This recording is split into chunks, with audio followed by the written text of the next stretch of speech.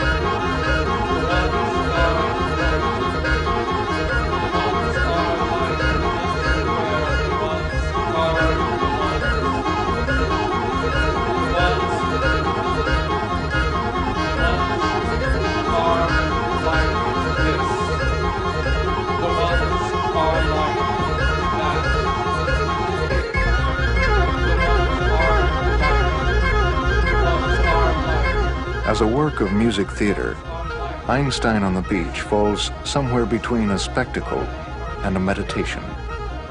It is a work that challenges the audience to rethink the definition of opera.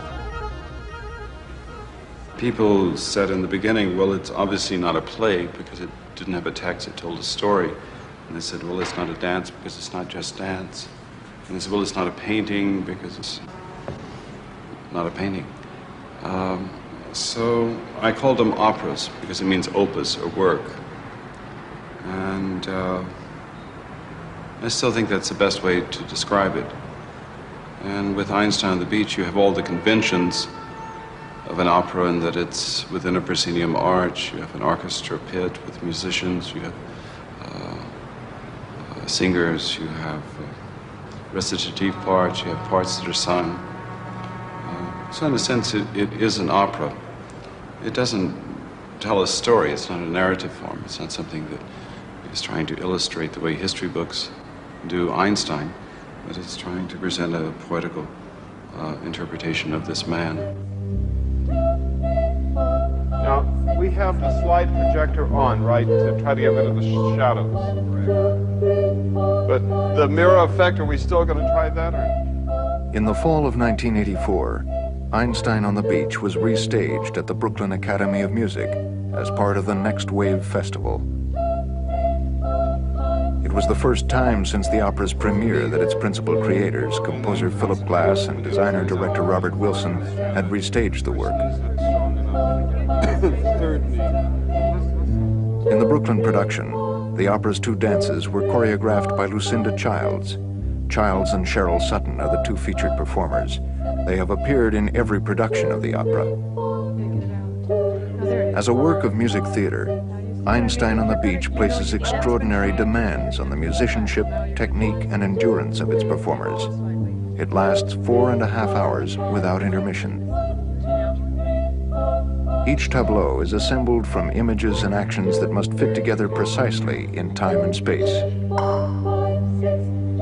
1, 2, 3, turn the head, 2, no, 1, 2, 3, 4, 4 counts coming back.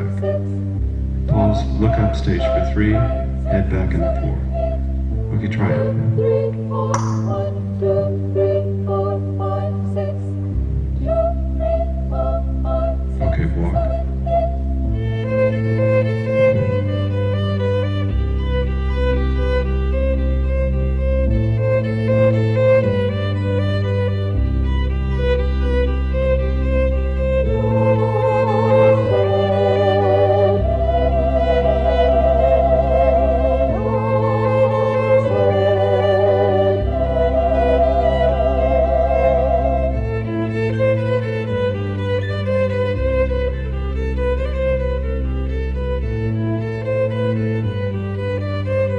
Einstein on the Beach deals not with biography or history, but instead takes off from the popular image of Einstein. It was the most natural thing for us to take an idea and decide to make an opera. Bob was interested in Chaplin. I was not so interested in Chaplin. I felt that to do a piece about a man who was already a great performer, I couldn't see how we could do it. I mean, it seemed that we would have to have a Chaplin-like person, whereas because Chaplin himself was a performer, I saw problems with that. Then Bob suggested Einstein, and I liked the idea very much. It was a subject that had interested me as a boy, in growing up in Baltimore right after the war, the Second World War. Einstein was very much in the news because of atomic energy, and so there were, even as children, we were constantly barraged with popular books about relativity and Einstein, atomic energy, and all this stuff. So it was something that was part of my childhood.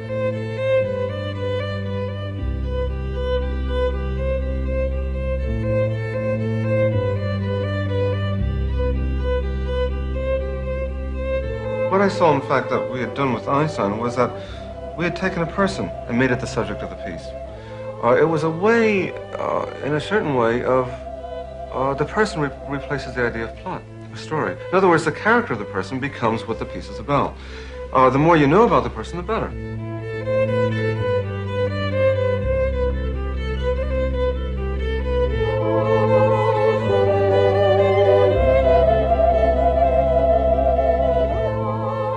This is not a historical representation of Einstein. It's a poetical work about Einstein. So, we come to the theater sharing something, knowing something about this mythic god who is known generally by the man on the street, just as Racine wrote about gods of his time, or Euripides wrote about the gods of his time. In a sense, Einstein's like a mythic character. He's someone that is generally known by the public. So we come to the theater already knowing something, sharing something, knowing a story. So in a sense, we don't have to tell a story. We can present a piece of poetry in which people bring to the theater a certain knowledge and see these pictures.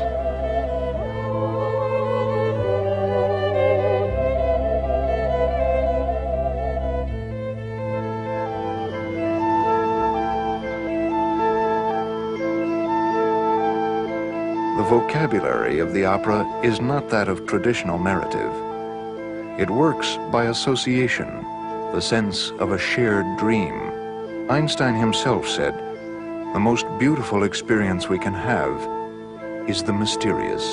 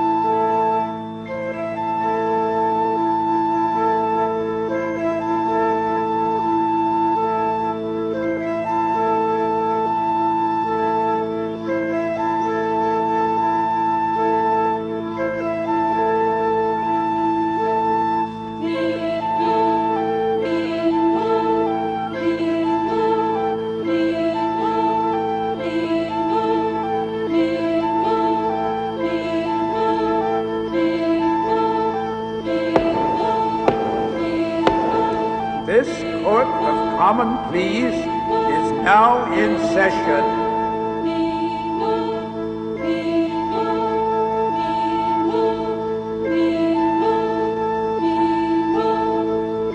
This Court of Common Pleas is now in session.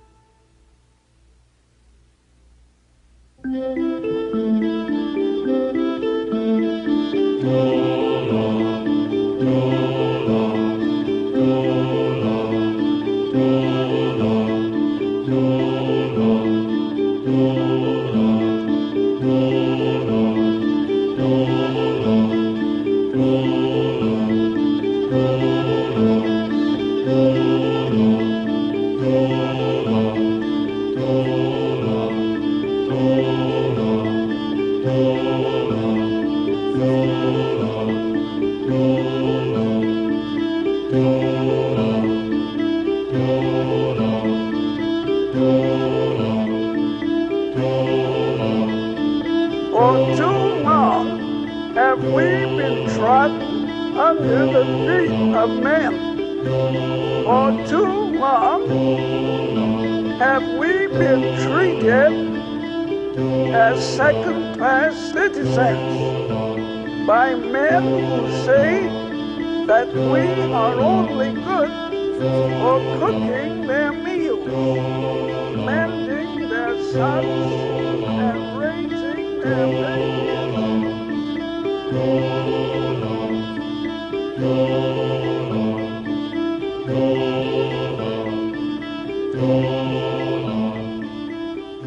Clearly, this is very different from, let's say, if we went to see Oklahoma, which, by the way, I can enjoy as well as everybody else. But when I go to Oklahoma, I know I'm not going to see Einstein on the beach. I think if you go to Einstein on the beach expecting Oklahoma, you're going to be pretty disappointed. On the other hand, if you go to Oklahoma expecting Einstein, you're going to be disappointed too. So I think we're talking about ways that we're talking really about a profoundly different way of relating to the theater, to music theater, and it's something that has come about in our time.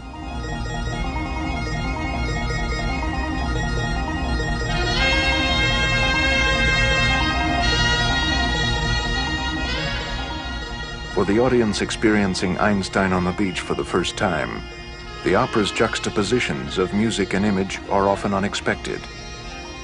In the universe according to Albert Einstein, when anything moves faster, time itself slows down.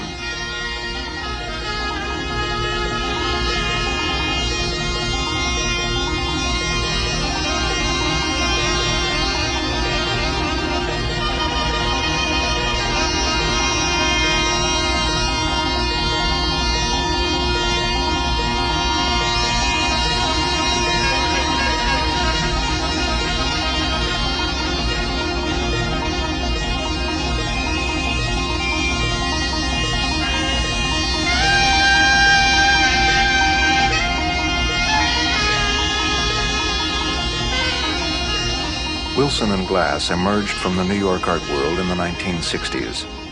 Their collaboration began at a time when music theater was at the center of experimentation in the arts. I grew up in a theater that was not based on a literary tradition. For example, it would never occur to me to take a play and set it to music. Well, in fact, a lot of operas are done that way. Butterfly was done that way. The Shakespeare operas of Verdi were done that way. Where a play would be taken and then it would simply be adapted to an opera. It never occurred to me to begin with a literary product and then turn it into a musical theater product. I mean, that's not the way that the theater that I came from didn't work with text to begin with. So if you take your glasses off, the music should be great. You know, the final center of the sales will be contact or it is. It could be a balloon. It could center gives you railroads and safety for these workers. It could be a balloon. It could be very... In the traditional one, if you look at the plays of Shakespeare, and much of the modern literature is modeled on that, you're talking about the identification of the audience with the hero. It depends on a certain confusion of mind, actually. You have to get yourself mixed up with Hamlet. You have to say, well, that's me, somehow his like me or I am him, and whatever happens to him happens to you, and the epiphany of the work becomes when the tragic flaw of the character is revealed, and there we are stuck with him, and it becomes our tragedy. This, I call it a kind of confusion, because in fact we walk out of the play. We're no closer to being Hamlet after the play than we were before. But in the course of the evening, we've managed to get ourselves in this state of mind. I would say that the kind of theater that we've been talking about does not operate on that mechanism.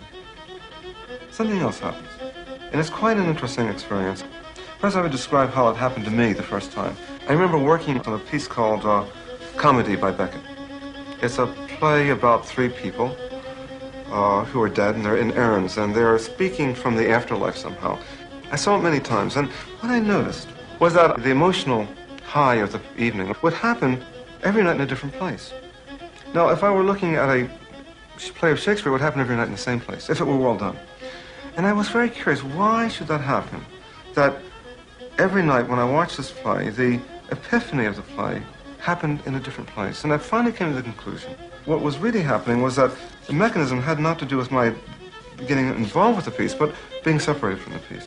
And I would say that a lot of the modern theater that we're doing depends on something like that. So you know they don't make clothes for people who wear glasses. There's no pockets anymore, so if you take your glasses off, they're easy to lose or break. New York Phonics Center has the answer to your problem. Contactless lenses and the new soft lenses. The center gives you 30 days and see if you like it. And if you like it, and if you don't, they could refund your money except for the examination fee. So if you're tired of wearing glasses, contact New York Phonics Center.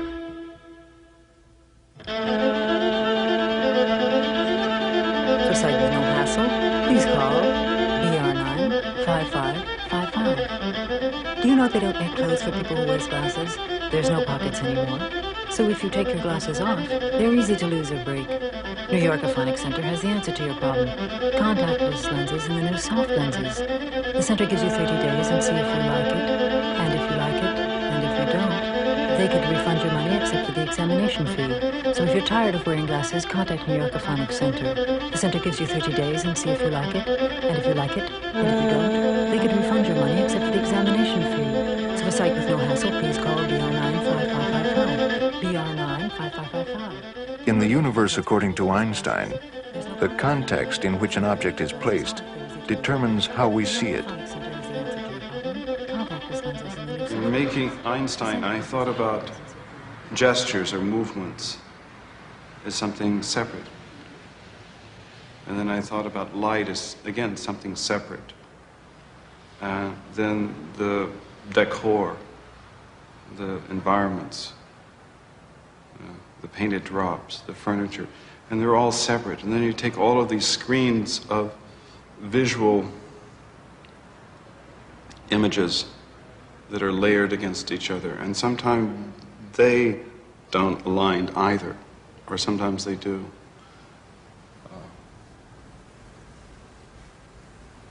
If you take a Baroque candelabra and you put it on a Baroque table, that's one thing. But if you take a Baroque candelabra and you place it on a giant rock, that's something else. And maybe it's easier to see the candelabra when it's on a rock than if it's on the table. And in this theater, it's about that. It's how do we see? How do I see the rock and how do I see the candelabra? And then how do I hear?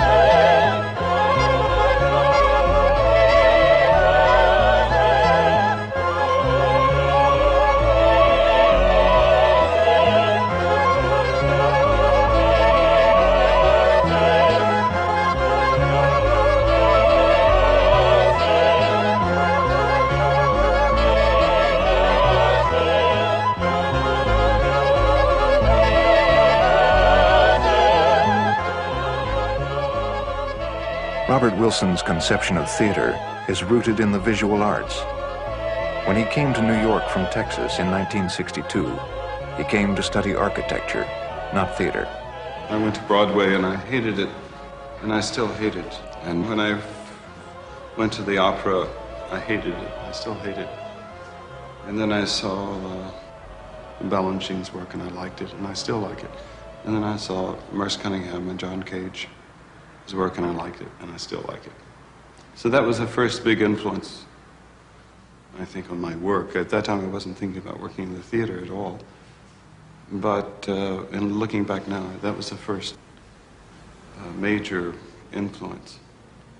And the second big influence was when I adopted this 13-year-old black deaf-mute child from who was living in New Jersey, had come from Alabama and Georgia. And he didn't know any words, and I thought in terms of words. And I thought he was intelligent, and I learned that, I came to realize that he thought in terms of pictures and signs and signals, and that's how he thought about things. So my first big work was made with him, The Deaf Man Glance, which was 7 hours long and 4 acts, and was completely silent. It was, as the French said, they called it a silent opera. And I thought that was a very good way to describe it, because it was structured silences. And then the next big influence was when I met Christopher Knowles, a 13-year-old child who was living in an institution for brain-damaged, brain-injured children. And he was preoccupied with mathematics and geometry, especially, and with language. And the way he was arranging words and sounds was not unlike Mozart. And that there were classical compositions and things placed not arbitrarily, but for content of the language, but also very much for the sound and how the sound was structured. And that's when I introduced words in my play. I asked Chris once here in this apartment, I said, Chris, who is Einstein? And he said, I don't know. I said, Chris, who is Einstein? And he said, I don't know. I said, Chris, who is Einstein? He said, I don't know. I said, Chris, who is Einstein? He said, I don't know. I said, Chris, who is Einstein? He said, I don't know. I said, Chris, who is Einstein? He said, I don't know. I said, Chris, who is Einstein? He said, I don't know. I said, Chris, who is Einstein? He said, I don't know. I said, Chris, who is Einstein? He said, let me think. And then he wrote 12 chapters, and he gave them to me a couple of days later. And it went something like, will I get some wind for the sailboat? And it could be these 4 ideas. It could be Frankie, it could be Johnny, it could be a balloon, etc. Mr. Bojangles, Mr. Bojangles, Mr.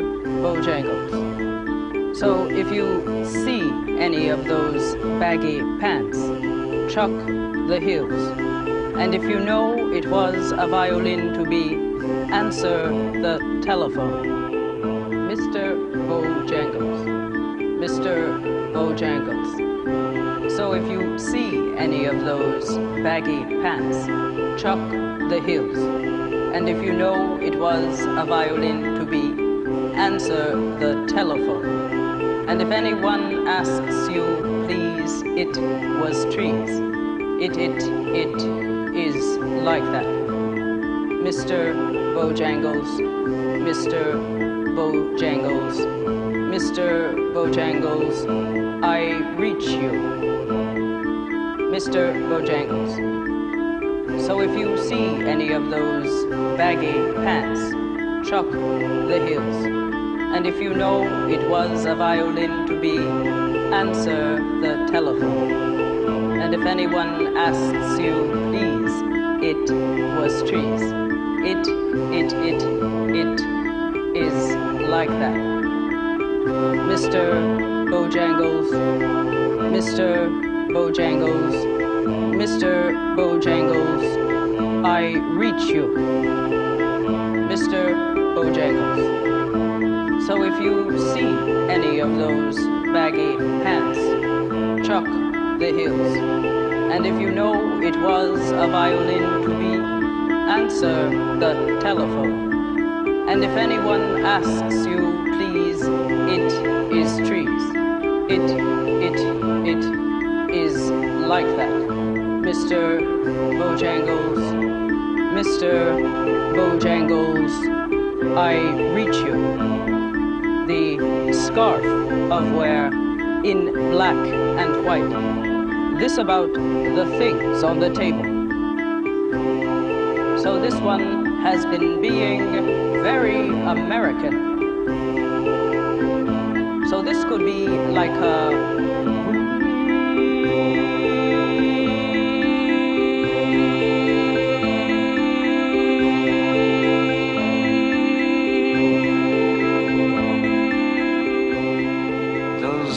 actors, the vaudevillian actors, would probably be the best ones for my work because it's dealing with timing. You see Jack Benny, when he works so beautifully with TV because he held his arms this way and it was a perfect frame for TV. And he goes da da da da da ba ba ba da da ba do ba da ka boo ba ka ka boo bum boo.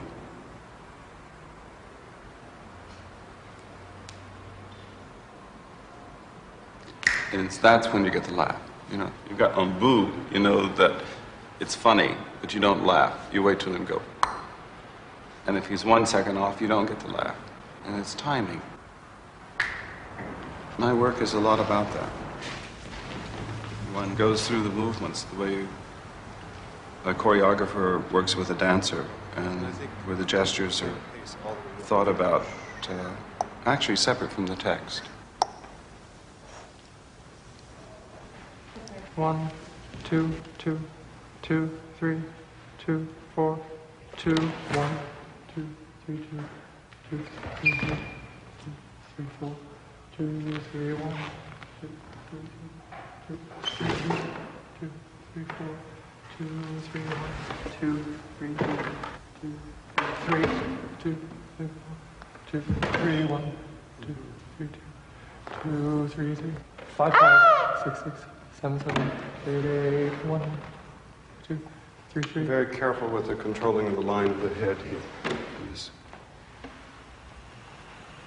I'm the kind of director that is not afraid of repeating something over and over and over. 2, 2, 3, 4, 4, 5, 5, 6, 6. Because as I said earlier, I think that the more mechanical we are, or the more we do it, the more we understand about it. Many people think with that it loses life, but I don't think so. I think you become freer. You come back here, this arm goes back here, so then this line. And in this work, it's very formal. The gestures are counted and repeated and rehearsed, and people are afraid of that in the beginning, of counting numbers and learning this. But once one learns it and can do it without thinking so much about it, then one is free to think about other things.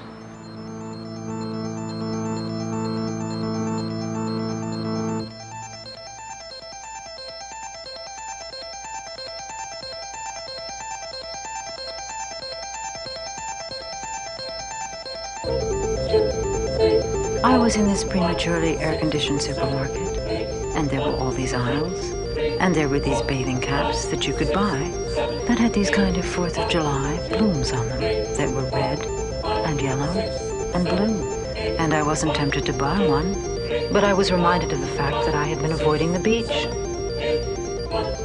I was in this prematurely air-conditioned supermarket, and there were all these aisles, and there were these bathing caps that you could buy that had these kind of 4th of July blooms on them, red and yellow and blue. And I wasn't tempted to buy one, but I was reminded of the fact that I had been avoiding the beach. I was in this prematurely air-conditioned supermarket, and there were all these aisles, and there were these bathing caps that you could buy that had these kind of 4th of July plumes on them, and I wasn't tempted to buy one, but I was reminded of the fact that I had been avoiding the beach. I was in this prematurely air-conditioned supermarket, and there were all these aisles, and there were these bathing caps that you could buy that had these kind of 4th of July plumes on them that were red and yellow and blue. And I wasn't tempted to buy one, but I was reminded of the fact that I had been avoiding the beach. I was in this prematurely air-conditioned supermarket, and there were all these aisles. And there were these bathing caps that you could buy that had these kind of 4th of July plumes on them that were red and yellow and blue.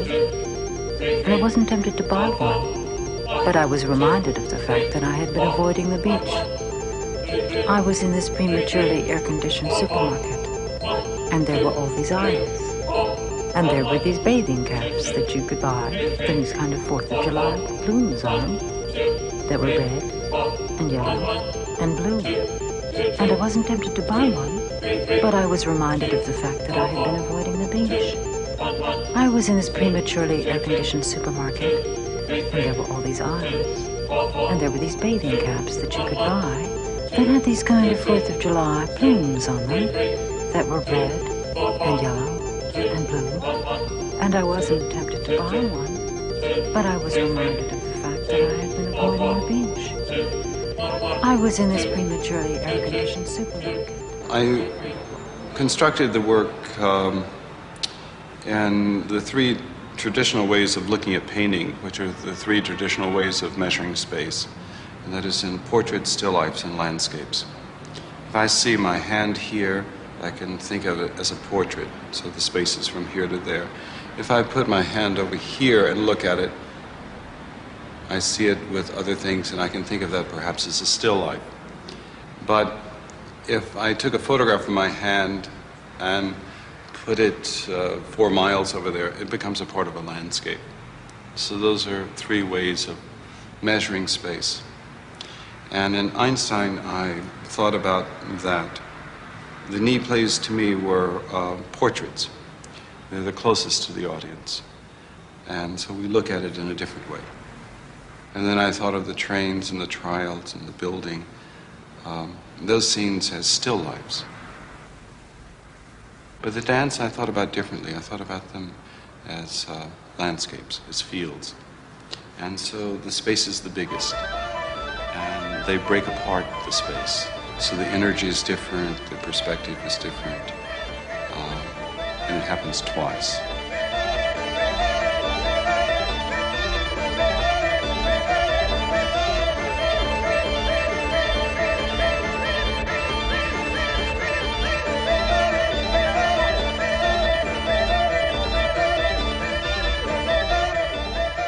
For the Next Wave Festival's production, the opera's 2 dances were performed by dancers from the Lucinda Childs Dance Company.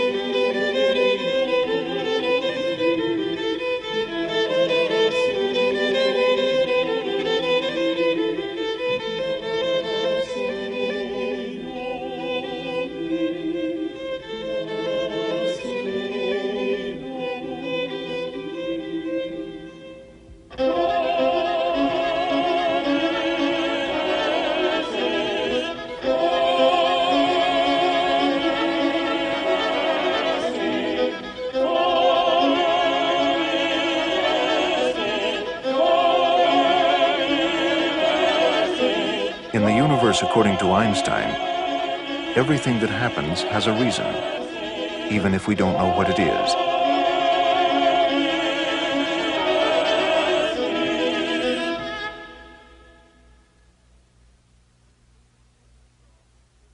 I mean, we're talking about very associational work that comes up through a kind of confidence that the artists have in the meaningfulness of their associations on of their let's say their communal associations on a subject. It's not a question of what Einstein means; it's that it's meaningful, and that's the point. It's like any poem or any painting. We may not know exactly what it means, but we know that it means something to us. This is a period that's been rich in novel and inspiring ways of thinking about the theater. Whether the source is associational, a kind of a dream in a way, I don't think it's so important. It's the active perception that's been altered for all time, as far as I can see.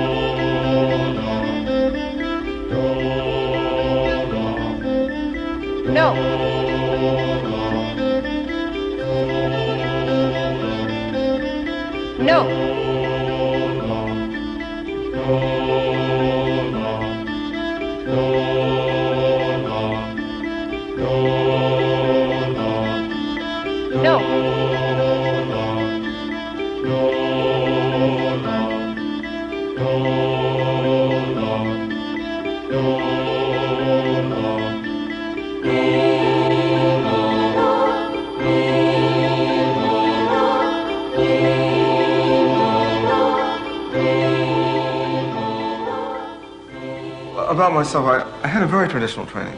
I went to the Peabody Conservatory as a boy of 8. I studied flute till I was 15. I began writing music at 15. I went to the Juilliard School at 19.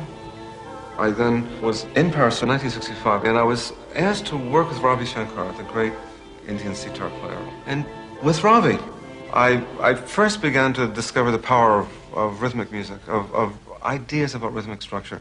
And I saw that it was an area that I had never worked in before, that a piece could be organized around the idea of rhythm, and not, for example, harmony and melody that I had been taught. It was a very exciting idea for me.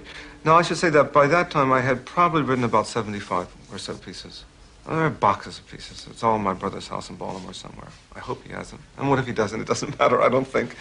I wrote, at that point, I had written 3 string quartets, several woodwind quintets, a couple of symphonic works, a violin concerto, about 20. I've written lots and lots of music. And I would say that none of it was very interesting. It was student music. And I knew it at the time, and I did it, and it was okay. With Ravi, I suddenly saw another way of thinking about music, and I think it was the coming to the end of that kind of... I wasn't happy with the contemporary music that was being played at that time. So I traveled through Central Asia, I was in India, to look to outside the Western tradition. And I was working very much on the idea of rhythmic structure and different ways of relating that to an overall piece of music. And the idea of, if I was going to write music where the rhythmic structure was the important thing, I reduced the melodies or the notes to something very simple so that we could hear what the rhythms were. This occupied me, I'd say, for the next 9 years.